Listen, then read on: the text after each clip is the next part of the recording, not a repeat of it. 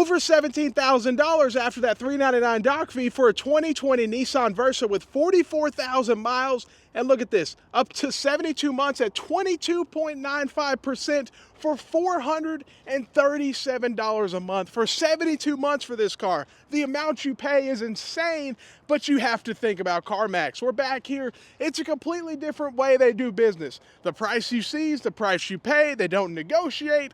They do it different than other dealers.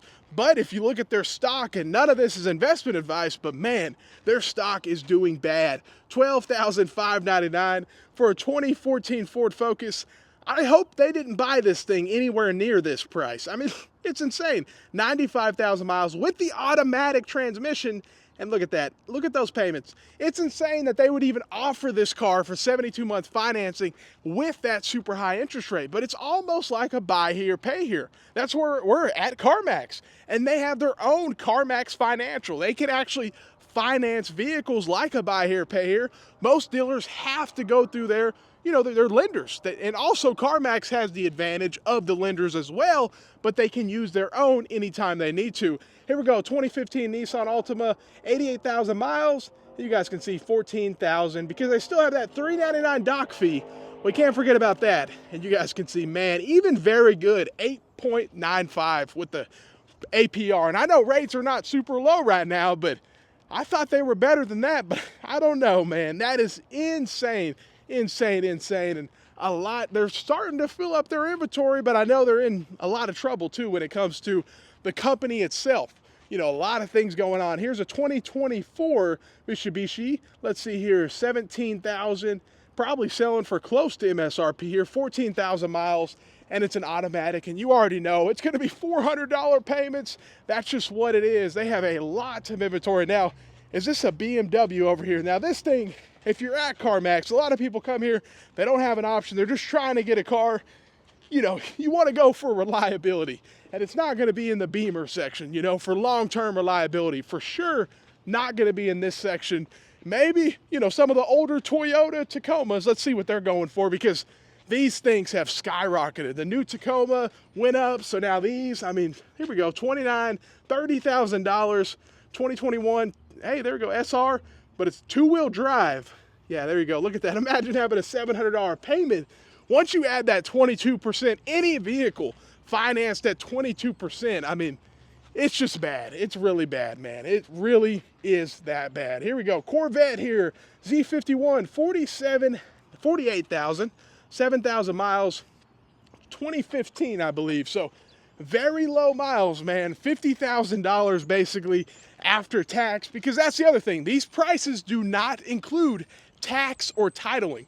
Some people don't get it because they're not living here, but in the United States, most of the time you see these prices, like this goes up another $2,000 or $3,000 because of taxes.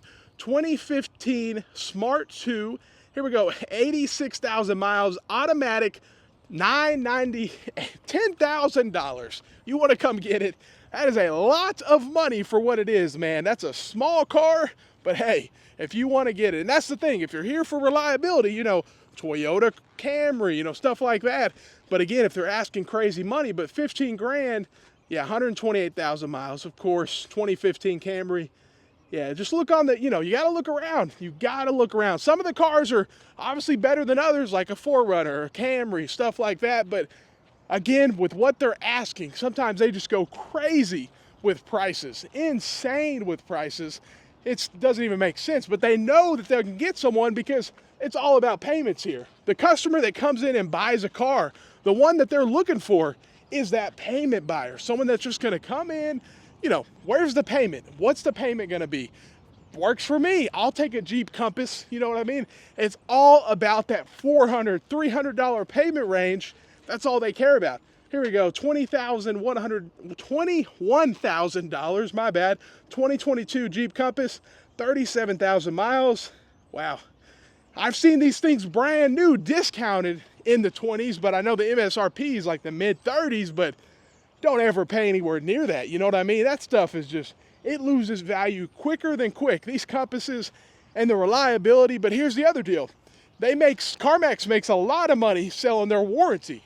They have their own in-house warranty. Some people say it's the best thing ever. Others say they didn't honor nothing. I've seen it both ways, but this is with any warranty, and that's why I'm not a fan of I'm not a fan of that. I would rather just buy a reliable vehicle so I don't have to worry, but a lot of the vehicles here are very questionable, especially for long-term reliability, especially the ones that have to go older, because you're looking at 2014, 2015, 120,000 miles, but Carmax will say, okay, just get our warranty, which even goes, the payment even gets higher. The cost of the vehicle is even higher than what you're seeing.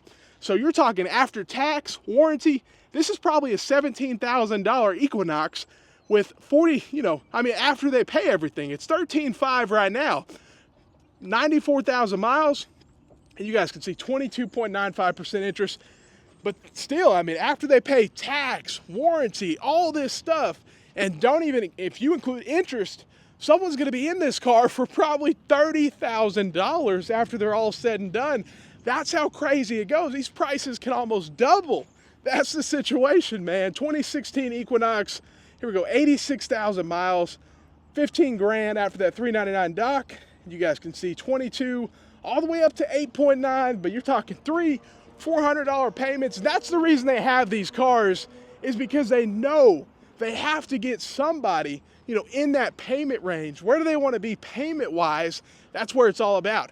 Let's see here, another 2015. Yeah, these things, man, $15,000. At least it's not super high miles, 49,000 miles.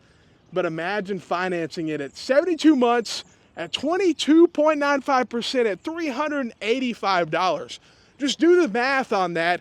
How much do you pay in interest compared to what the vehicle's actually worth? It's completely laughable, but people come here, they're desperate, and that's who Carmax thrives on. But the problem is they're not making their payments. The highest repo rate since 2009. That's why their stock's tanking.